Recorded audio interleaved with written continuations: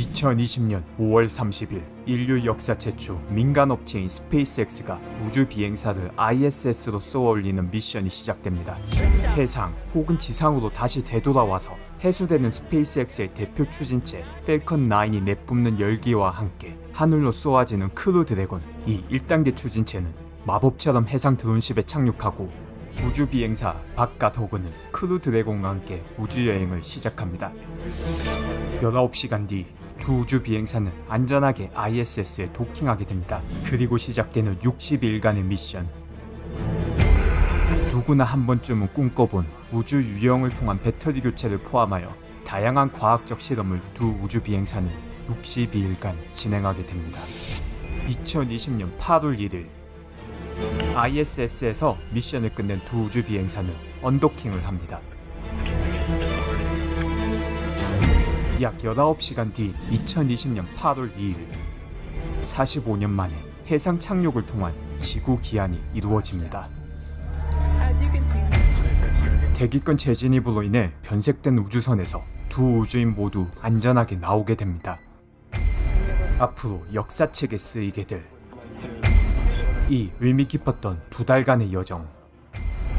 이 여정의 중요했던 순간들을 조금 더 자세히 되짚어 보겠습니다.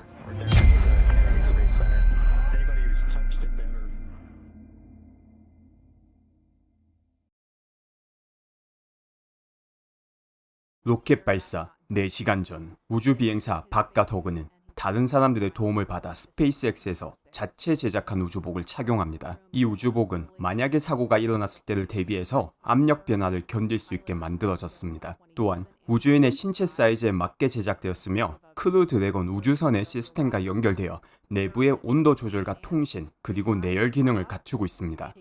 우주복을 입은 뒤 발사 3시간 10분 전 밖에서 기다리던 취재진과 가족을 향해 환한 웃음을 지으며 건물을 나옵니다. 어떻게 보면 별것 아닌 일이지만 목숨을 걸고 우주선을 타는 우주인들에게 가족이 마지막으로 격려와 응원을 할 수 있는 상징적인 순간입니다. 그리고 발사 패드로 이동을 하게 됩니다. 그 이동 수단은 일론 머스크라는 링크를 통해 아주 자연스럽게 테슬라 자동차 PPL이.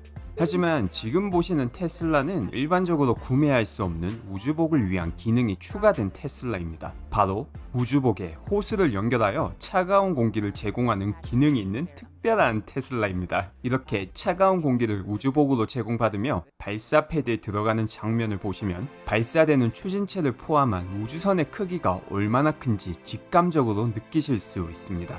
펠컨 9의 높이는 70m인데 이렇게 멋진 드론샷으로 보니 그 웅장함이 더 크게 다가오는 것 같네요.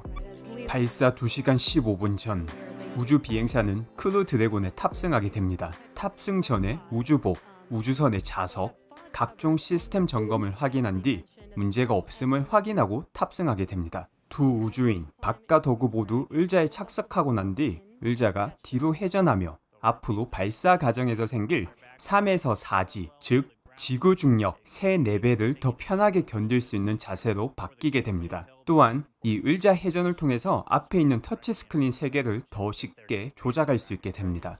발사 1시간 50분 전 박과 도그가 우주선에 들어올 때 사용했던 해치가 닫히게 됩니다. 만약 제가 저기에 있었다면 이제 정말 떠나구나 하는 생각이 물씬 느껴졌을 것 같습니다. 굳이 비유를 하자면 롤러코스터 탈 때 그 떨어지기 직전에 올라가는 순간의 느낌이 조금 들지 않을까 싶기도 합니다. 발사 40분 전 크루 드래곤과 연결되어 있던 통로가 옆쪽으로 치워지게 됩니다. 이 진입 통로가 완전히 제거되고 나면 만약의 사태를 대비한 크루 드래곤의 탈출 시스템이 가동되게 됩니다.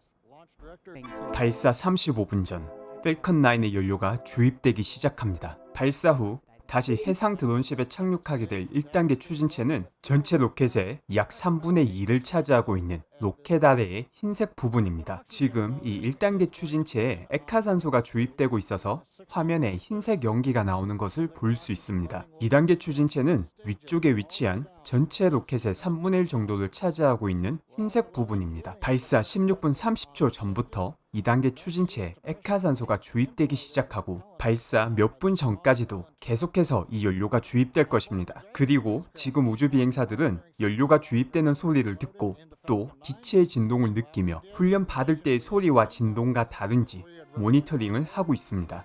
발사 5분 전 터미널 카운트가 시작됩니다. 이 순간부터 드래곤 내부에 있는 컴퓨터가 우주선의 조종을 담당하게 됩니다. 그리고 1단계, 2단계 추진체 모두 액화산소가 거의 다 주입되다 보니 흰색 연기가 로켓 전체에서 나오고 있는 것을 볼 수 있습니다.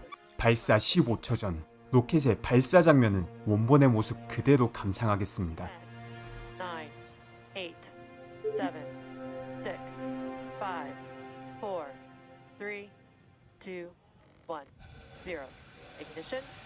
Liftoff of the Falcon 9 and Crew Dragon. Go NASA. Go SpaceX. Godspeed, Bob and Doug. America has launched. And so rises a new era of American spaceflight. And with it, 전 이 장면을 수십 번 또 넘게 봤는데 볼 때마다 전율이 느껴지는 것 같습니다.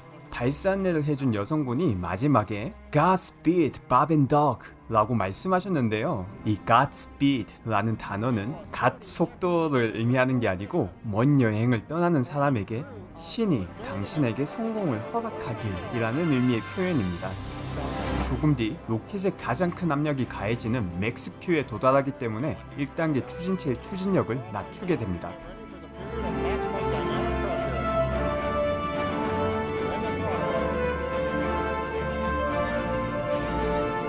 안전하게 맥스 Q를 통과하고 로켓의 속도가 곧 초음속에 도달하게 됩니다. 펠컨 9을 통해 지구 중력을 벗어나고 있는 지금 우주 비행사는 계속해서 지구 중력의 2배에서 4배의 중력을 느끼고 있습니다. 2에서 4G는 사실 엄청난 압박은 아니고 우리가 흔히 타는 롤러코스터에서 느끼는 정도의 중력이라고 합니다. 로켓 발사 2분 40초 뒤 우주선을 지구 고도 80km 이상 올려준 펠컨 9의 1단계 추진체가 분리되게 됩니다. 이걸 영어로는 Main Engine Cutoff, 줄여서 미코라고 부릅니다. 여기서 분리되는 1단계 추진체가 다시 지상 혹은 해상 드론십에 착륙하여서 해수되게 됩니다. 제 개인적으로는 이 장면을 실시간으로 중계하면서 우주 항공에 대한 제 관심도가 아주 높아졌고 관련 내용들을 많이 찾아보는 계기가 되었습니다. 그리고 조금 뒤 일어나게 되는 펠컨 9의 착륙 장면은 정말 볼 때마다 놀라움에 웃음을 짓게 만드는 모습입니다. 지금 이 착륙 장면이 사람을 우주로 운송한 최초의 펠컨 9의 착륙 장면입니다.